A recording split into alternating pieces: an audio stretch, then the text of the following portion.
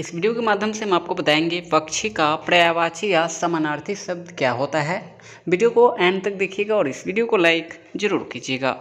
पक्षी का पर्यायवाची या समानार्थी शब्द होता है नभचर, गगनचर, विहग, दविज, शकुंत, पखेरु, विहंग, परिंदा, पतंग, चिड़िया, खग, पंछी, अंडज।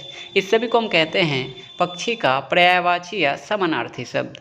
कमेंट सेक्शन में आपको बताना है पक्षी का विलोम शब्द क्या होता है। आई होप आप बता दोगे और चैनल पे ना हो चैनल को सब्सक्राइब जरूर